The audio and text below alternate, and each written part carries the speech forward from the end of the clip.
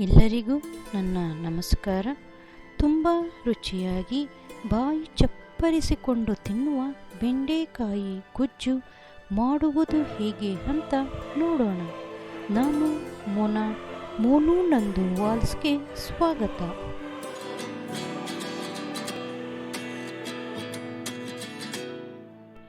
ಮೊದಲು ಮಿಕ್ಸಿಯಲ್ಲಿ 1 ಹಿಡಿ ತೆಂಗಿನಕಾಯಿ, 1 ಏಲಕ್ಕಿ, 3 ಮರಾಠ್ ಮೊಗ್ಗು, 3ರಿಂದ 4 ಟೊಮೊಟೊ ಹಾಕಿ ರುಬ್ಬಿಕೊಳ್ಳಿ.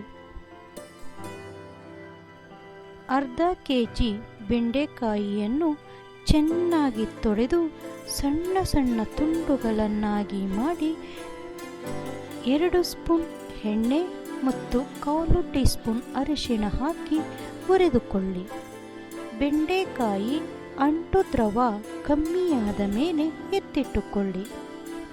ಒಂದು ಬಾಣಲೆಯಲ್ಲಿ 3 ಸ್ಪೂನ್ ಎಣ್ಣೆ ಹಾಕಿ 1/4 ಟೀ ಸ್ಪೂನ್ ಸಾಸಿವೆ,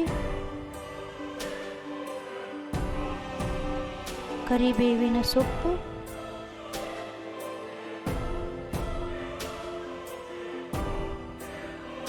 ಈರುಳ್ಳಿ ಹಾಕಿ ಫ್ರೈ ಮಾಡಿ. ಈರುಳ್ಳಿ ಹಸಿ ವಾಸನೆ ಹೋದ ನಂತರ 1/4 ಟೀ ಸ್ಪೂನ್ ಅರಿಶಿಣ, 1 ಸ್ಪೂನ್ ಶುಂಠಿ ಬೆಳ್ಳುಳ್ಳಿ ಪೇಸ್ಟ್ ಹಾಕಿ ಫ್ರೈ ಮಾಡಿ. ಹುರಿದ ಬೆಂಡೆಕಾಯಿ ಹಾಕಿ ಫ್ರೈ ಮಾಡಿ.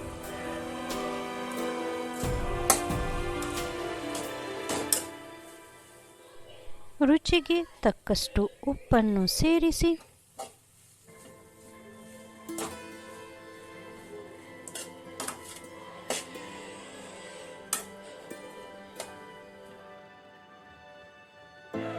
ರುಬ್ಬಿದ ಮಸಾಲೆಯನ್ನು ಹಾಕಿ ಮಿಕ್ಸ್ ಮಾಡಿ. ಗ್ರೇವಿ ಎಷ್ಟು ಗಟ್ಟಿ ಬೇಕು ಅಷ್ಟು ನೀರನ್ನು ಸೇರಿಸಿಕೊಳ್ಳಿ. 1 ಸ್ಪೂನ್ ಧನಿಯಾ ಪೌಡರ್, ಅರ್ಧ ಸ್ಪೂನ್ ಗರಂ ಮಸಾಲ ಸೇರಿಸಿ.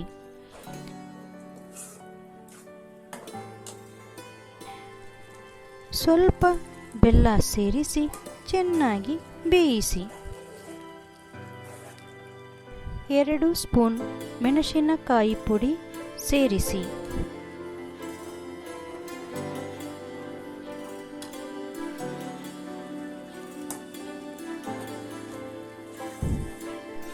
ಮಸಾಲೆಯ ಹಸಿ ವಾಸನೆ ಹೋಗಿ ಘಮ ಘಮ ಎಂಬ ಸುವಾಸನೆ ಬಂದು ಬೆಂಡೆಕಾಯಿ ಬೆಂದ ನಂತರ ಸ್ಟವ್ ಆಫ್ ಮಾಡಿ. ಈ ಗ್ರೇವಿಯ ಜೊತೆ ಚಪಾತಿ, ದೋಸೆ, ಅನ್ನ, ಮುದ್ದೆ ಎಲ್ಲದಕ್ಕೂ ಈ ಗ್ರೇವಿ ಅಷ್ಟು ರುಚಿಯಾಗಿ ಇರುತ್ತೆ. ಒಮ್ಮೆ ಮಾಡಿ ನೋಡಿ ಹೇಗೆ ಬಂತು ಅಂತ ಕಮೆಂಟ್ ಮಾಡಿ ತಿಳಿಸಿ. ನನ್ನ ಮತ್ತಷ್ಟು ವಿಡಿಯೋಗಳಿಗಾಗಿ ನನ್ನ ಚಾನಲನ್ನು ಮರೆಯದೆ ಸಬ್ಸ್ಕ್ರೈಬ್ ಮಾಡಿ, ಲೈಕ್ ಮಾಡಿ, ಹಾಗೆ ನಿಮ್ಮ ಫ್ರೆಂಡ್ಸ್ಗಳ ಜೊತೆ ಒಂದು ಶೇರ್ ಮಾಡಿಕೊಳ್ಳಿ. ಧನ್ಯವಾದಗಳು.